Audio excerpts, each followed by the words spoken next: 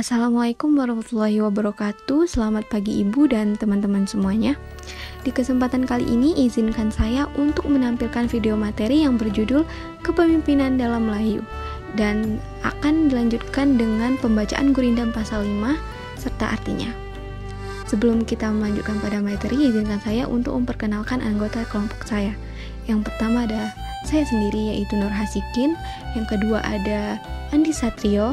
Yang ketiga ada Suci Nailah, dan yang keempat ada Surya Tegar Kurnia. Serta tidak lupa dosen pengampu kita, yaitu Ibu Muslihah, SPD, MPD. Kepemimpinan dalam Melayu.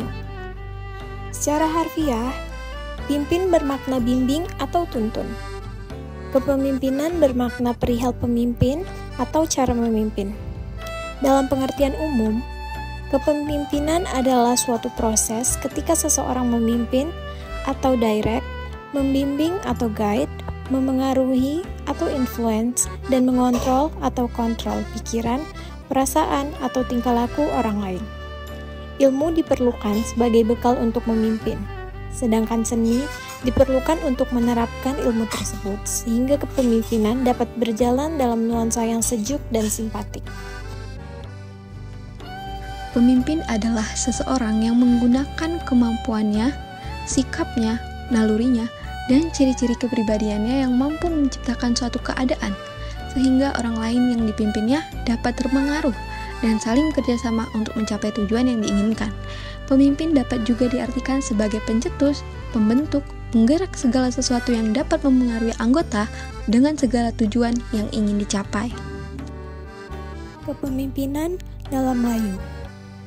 Dalam kepemimpinan Melayu, memimpin adalah orang yang biasa disebut orang yang dituakan, didahulukan selangkah, ditinggikan seranting.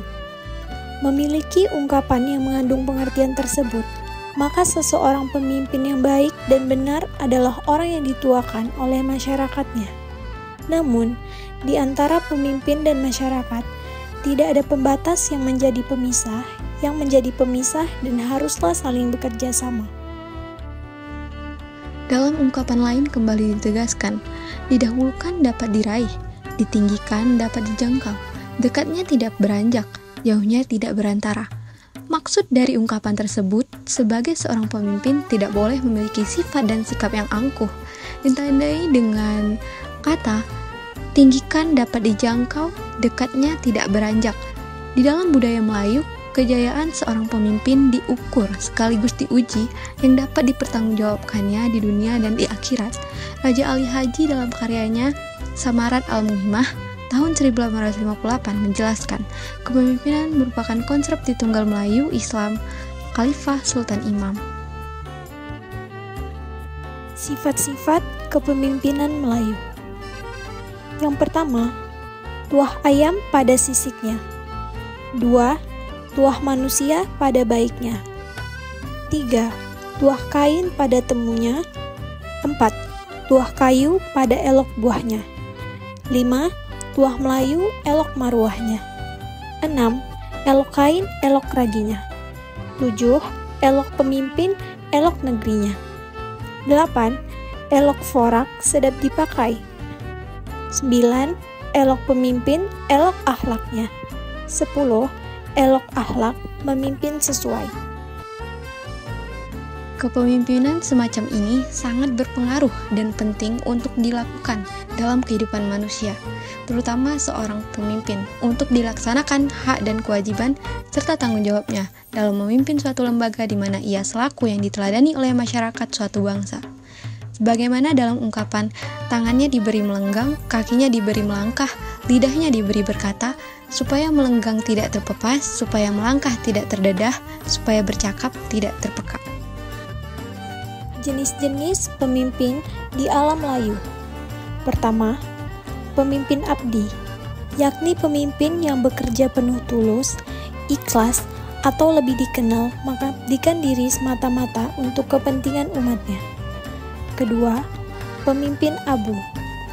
Yang dimaksud dengan pemimpin abu ialah pemimpin yang sama sekali tidak memiliki kekuatan atau kekuasaan dan tidak pula memiliki kemampuan untuk menjadi pemimpin. Ketiga, pemimpin acah. Pemimpin acah ialah pemimpin yang tidak punya pendirian, yang selalu resah, gelisah, dan tidak memiliki rasa percaya diri. Keempat, pemimpin acuan. Yang disebut pemimpin acuan ialah pemimpin yang teguh dan kokoh. Kelima, pemimpin adat. Pemimpin adat ialah memimpin sesuai dengan norma-norma adat dan hidup beradat. Jenis-jenis pemimpin di alam Melayu. Keenam, pemimpin adil. Pemimpin adil ialah pemimpin yang sudah sesuai dengan norma-norma agama, adat istiadat, serta dapat diterima oleh masyarakat setempat. Ketujuh, pemimpin agok. Pemimpin agok hampir sama dengan pemimpin arah. Kedelapan, pemimpin agul. Pemimpin agul ialah pemimpin yang suka mengagul-ngagul atau menghentak melaga antara satu dengan yang lainnya, memfitnah dan memecah belah masyarakatnya. Kesembilan, pemimpin ahli. Pemimpin yang memiliki keahlian. Kesepuluh, pemimpin ajun. Pemimpin yang hanya suka mengajun atau mengatur orang sedangkan dirinya tidak mampu berbuat apa-apa. Azas-azas kepemimpinan Melayu. Azas-azas kepemimpinan dalam budaya Melayu adalah prinsip-prinsip dasar yang menjadi pedoman utama bagi pemimpin dalam mengelola dan mengatur suatu organisasi dalam budaya Melayu. Berikut adalah beberapa azas-azas kepemimpinan dalam budaya Melayu. Yang pertama yaitu takwa, beriman kepada Tuhan Yang Maha Esa dan taat kepadanya. Yang kedua, ingarsa sung tulada, memberi suri tauladan di hadapan anak buah. Yang ketiga, ingmadia mangun karsa, yaitu ikut bergiat serta mengunggah semangat di tengah-tengah anak buah. Yang keempat, tutwuri handayani, yaitu memengaruhi dan memberi dorongan dari belakang kepada anak buah.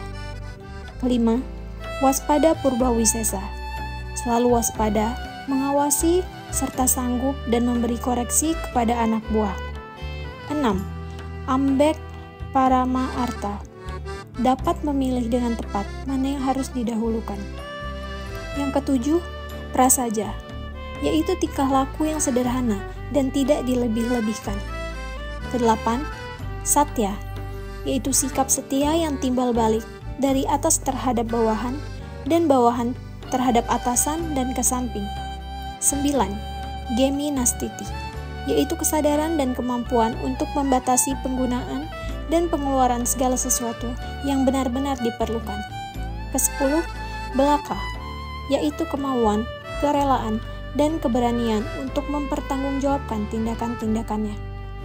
Ke-11. Yaitu legawa, yaitu kemampuan, kerelaan, dan keikhlasan untuk pada saat penyerahan tanggung jawab dan kedudukan kepada generasi berikutnya. Asas-asas kepemimpinan dalam budaya Melayu ini adalah dasar utama bagi pemimpin dalam mengelola dan mengatur suatu organisasi dalam budaya Melayu secara efektif dan efisien. Sistem kebudayaan Melayu yang mencangkup ide, aktivitas, dan hasil karya budaya Melayu melekat pada nilai dan hasil karya baik berupa fisik dan non-fisik. Nah, jadi dari semua slide yang telah diterangkan, kesimpulan yang dapat kami ambil tentang kepemimpinan adalah kepemimpinan Melayu ini dihiasi dengan Melayu dan banyak dipengaruhi oleh nilai-nilai religius. Seorang pemimpin dalam masyarakat Melayu punya peranan penting dalam memimpin dan menentukan nasib bangsa dan negaranya.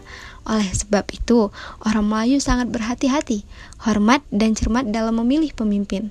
Nah, dalam kepemimpinan Melayu, pemimpin adalah orang yang biasa disebut orang yang dituakan, didahulukan selangkah, ditinggikan seranting.